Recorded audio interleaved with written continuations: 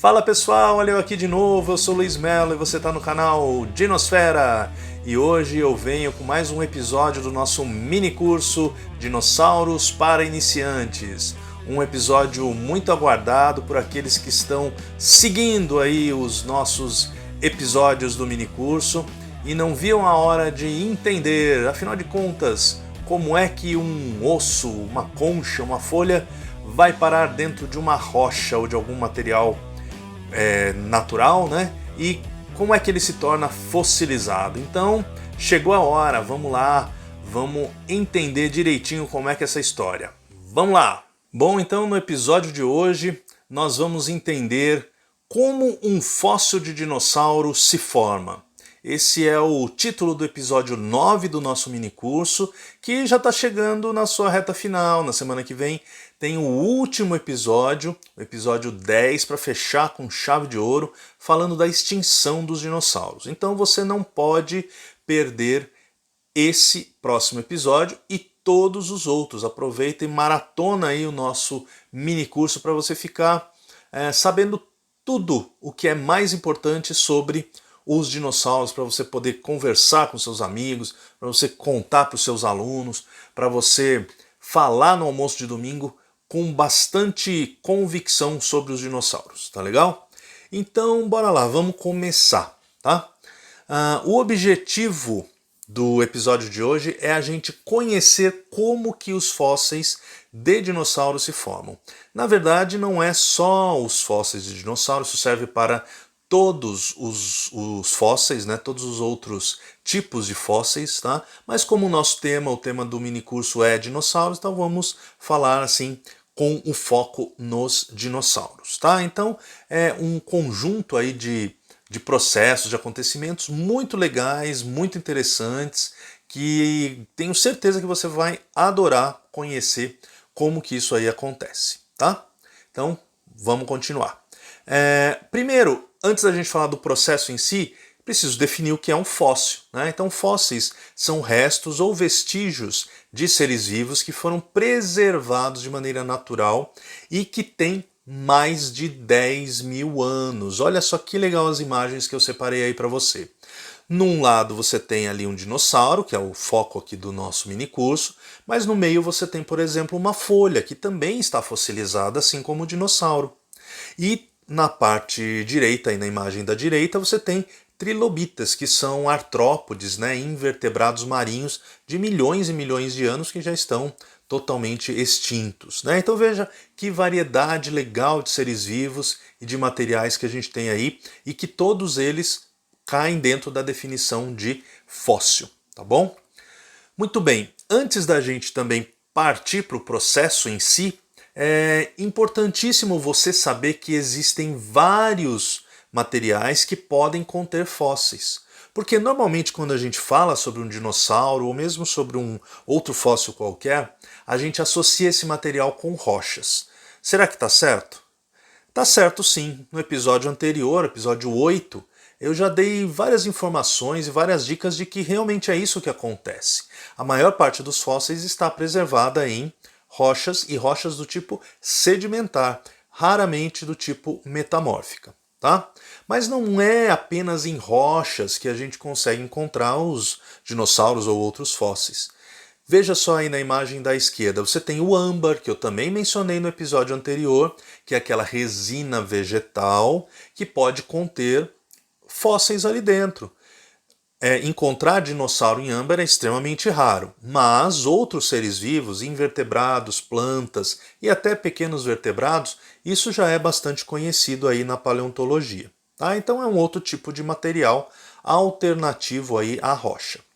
E aqui a gente tem dois outros exemplos. O da esquerda é um exemplo bastante difícil de encontrar, que existe em alguns países do mundo, que é um fóssil preservado em cinzas vulcânicas. Então o vulcão entra em erupção, lança aquela fumaça no céu e aquela fumaça cai num curto espaço de tempo e acaba matando, seja pelos gases, seja pela própria temperatura, muitas vezes, acaba matando animais e plantas e eles ficam então ali já enterrados naquele próprio material que aí vira rocha e preserva muito bem o fóssil, né? E na parte direita aqui da imagem você tem um pequeno mamute ali representando uma preservação em gelo. Também é muito difícil de acontecer isso, de encontrar esse material. Com dinossauros praticamente impossível encontrar isso, embora, né, apareça em alguns desenhos, alguns filmes, alguma referência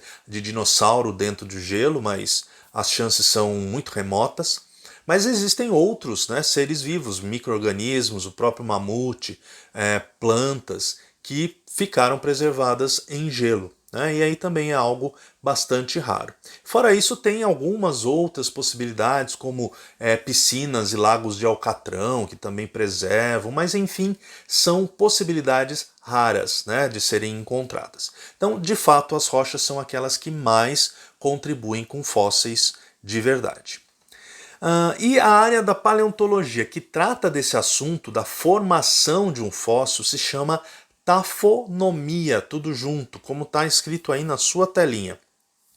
E aqui a gente tem uma imagem representativa, né, para a gente começar aí a entender como que um fóssil se forma. Então o que você está vendo aí é provavelmente um lago, na beira de montanhas lindas, com florestas lindas, e ali um puma morto dentro da água do lago. Então uma cena como essa pode muito bem ser usada como ponto de partida para você entender como que um fóssil se forma.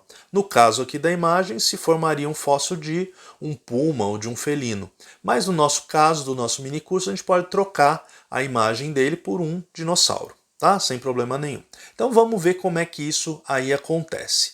É importante, antes da gente ver como acontece, lembrar que existem várias etapas que ocorrem para a formação de um fóssil. Não é um momento mágico, não é alguma coisa sobrenatural que ocorre num piscar de olhos. São várias etapas que levam milhares ou milhões de anos para resultar num fóssil, né?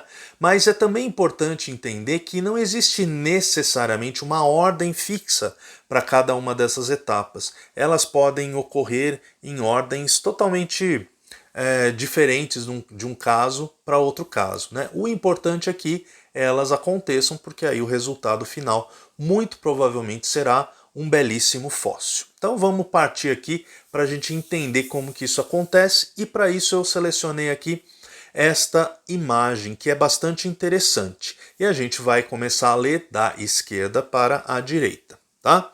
Ali eu pontuei como morte e pouca decomposição. Então acontece o seguinte, a morte sempre vai existir, porque nenhum fóssil, nem aquele preservado em âmbar, nem em gelo, nem em lugar nenhum, ele está vivo, né? Ele representa um ser que morreu e ficou ali preso naquelas condições. Muito bem, então a morte vai acontecer mais cedo ou mais tarde. E também um outro fator que às vezes buga a cabeça das pessoas é com relação à decomposição.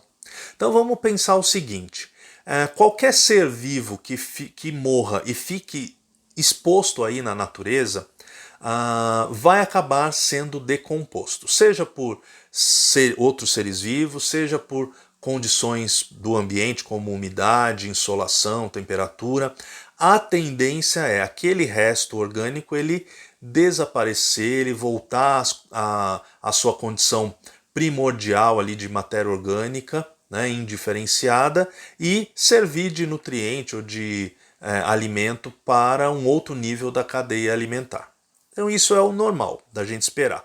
Mas aí pense o seguinte, olha aqui o primeiro quadro dessa imagem, o da esquerda.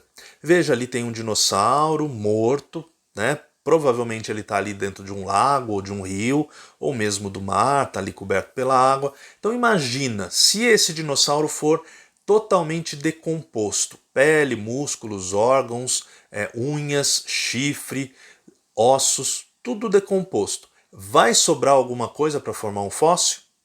Não vai, né?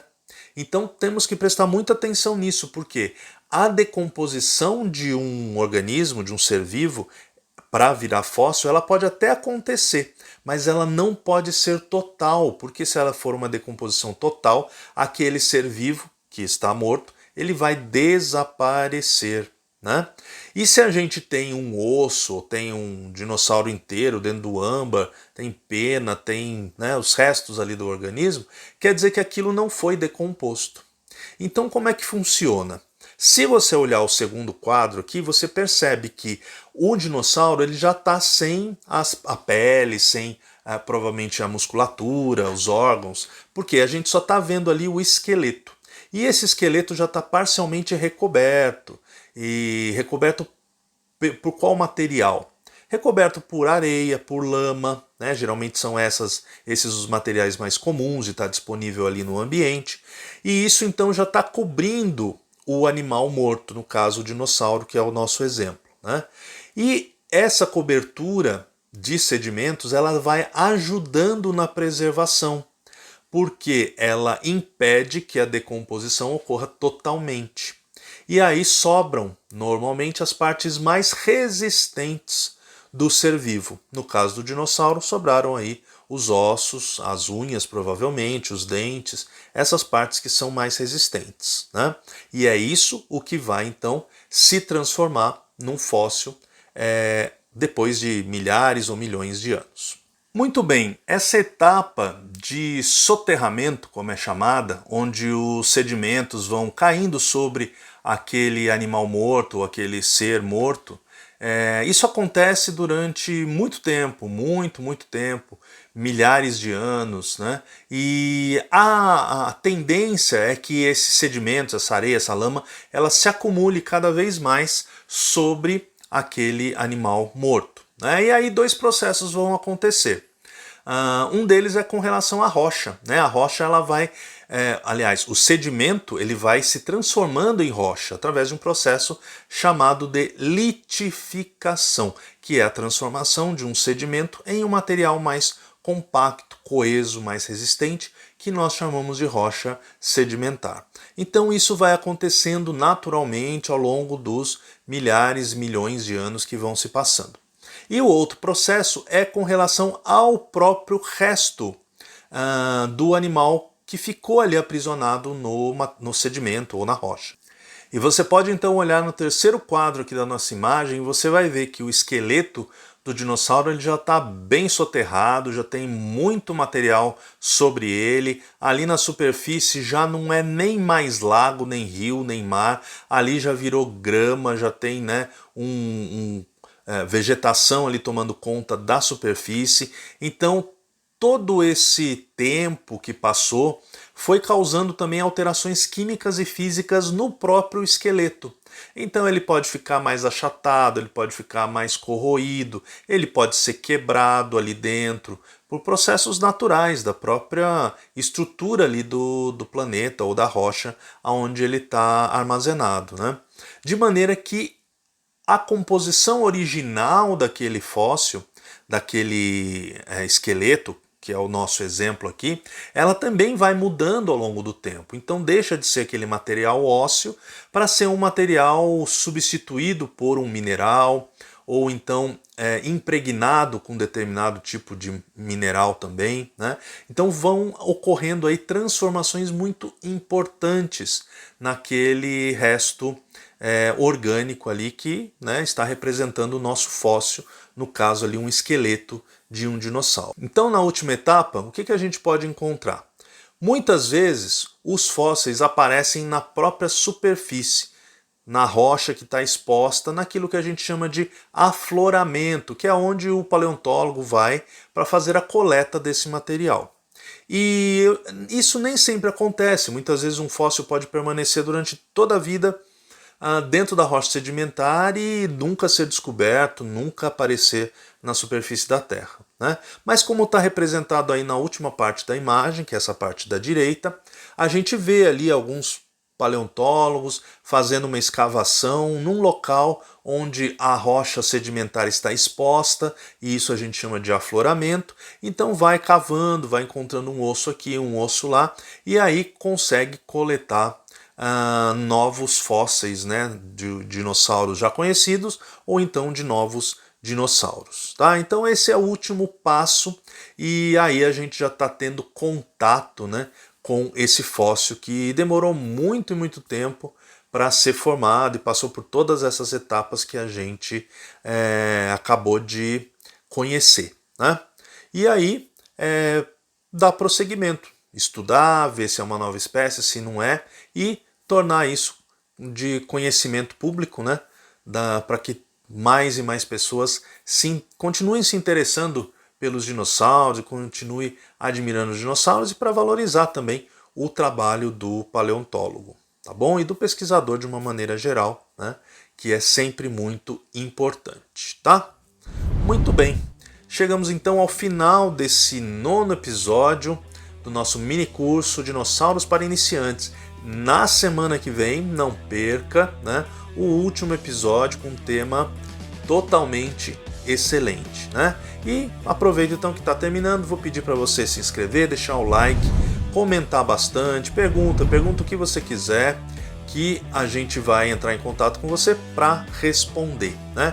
E compartilha também, esse é um material bem legal, bem valioso, feito com todo carinho para quem não conhece muito de dinossauro, mas gostaria de conhecer ou precisa conhecer para alguma atividade que vai desempenhar, né? E por falar em atividade, eu já ia me esquecendo, se você quiser algum tipo de atividade sobre dinossauros, não perca tempo, escreva para a Dinosfera que a gente vai entrar em contato com você para te ajudar, tá? Você pode entrar em contato através das nossas redes sociais, estão aí na tela, Instagram e Facebook, e também por meio do nosso e-mail, tá? Que também está aparecendo aí, que é contato.dinosfera@gmail.com. Aí você pode solicitar nossos serviços, nós temos muitas atividades que podemos oferecer aí para você, para um público que você tenha interesse também.